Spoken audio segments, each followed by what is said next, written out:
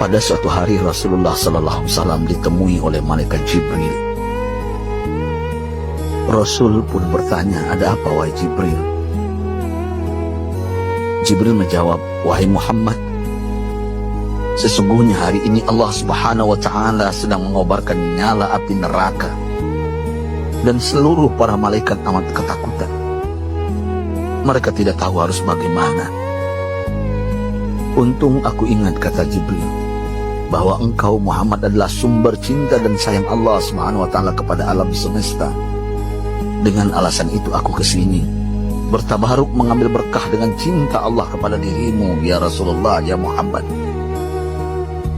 Rasulullah terdiam beberapa saat, kemudian bertanya lagi, "Wahai Jibril, ceritakan padaku bagaimana neraka itu sesungguhnya."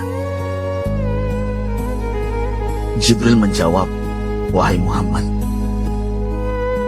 neraka itu bagaikan lubang-lubang yang terdiri dari 7 tingkat.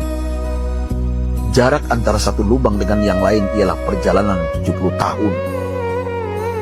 Lubang paling bawah adalah lubang yang paling panas." Nabi SAW meneruskan pertanyaannya, "Lalu siapakah penghuni lubang-lubang neraka itu, wahai Jibril? Sampaikan kepadaku, Jibril." Jibril menjawab, "Lubang yang paling bawah diciptakan untuk orang-orang munafik. Lubang yang berikutnya untuk penyembah berhala, lalu untuk penyembah bintang dan matahari." Jibril terus menerangkan penghuni tingkatan neraka hingga lubang yang kelima, tempat umat Yahudi, dan yang keenam dihuni oleh umat Nasrani. Setelah menjelaskan penghuni 6 tingkatan neraka, Jibril diam cukup lama. Rasulullah SAW penasaran dan bertanya kepada Jibril, "Wahai Jibril, siapakah penghuni neraka yang ketujuh?" Jibril diam saja tidak menjawab. Rasulullah SAW mengulangi pertanyaannya, tapi Jibril tetap diam. Rasulullah tambah penasaran dan mendesak Jibril agar dijawab pertanyaannya.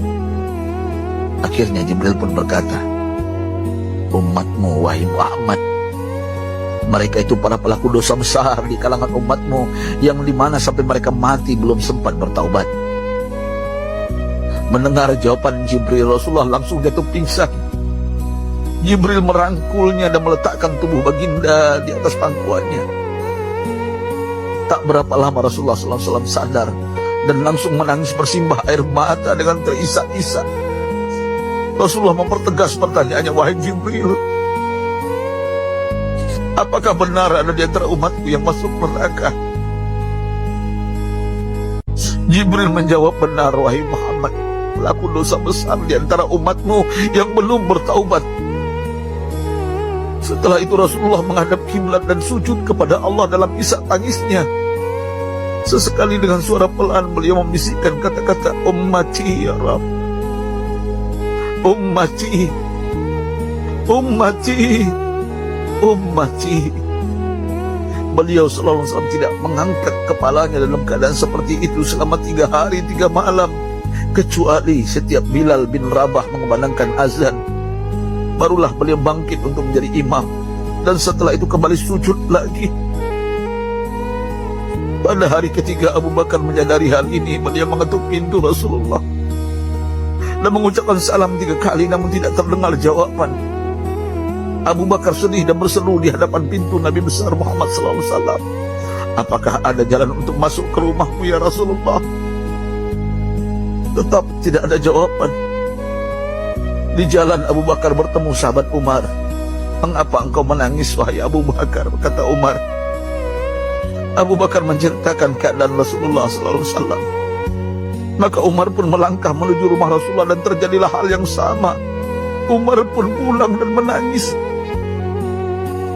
Di jalan Umar bertemu sahabat Salman Al-Farisi. Dengan terisak Umar bercerita kepada Salman hingga membuat dia amat sedih, namun tidak berani mengulangi hal yang sama.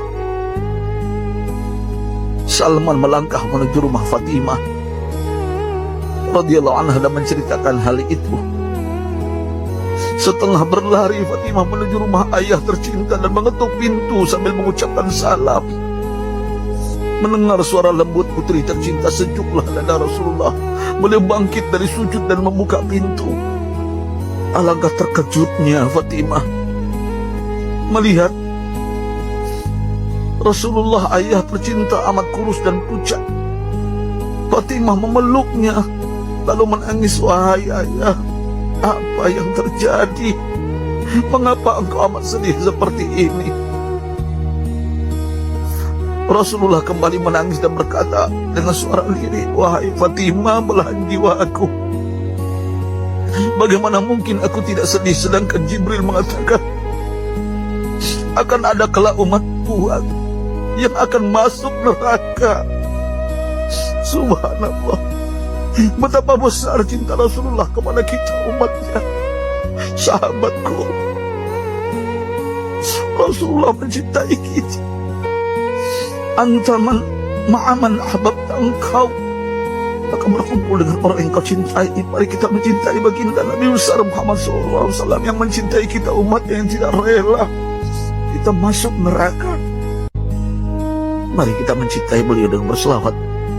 Sahabatku, sampaikan, Rasul mengajarkan kepada kita, man dalla ala khairin falau misla ajri fa'ilihi. Siapa yang menunjukkan kepada kebaikan, maka dia akan mendapatkan pahala seperti orang yang mengerjakannya. Mudah-mudahan ini menjadi pahala jamiah bagi kita.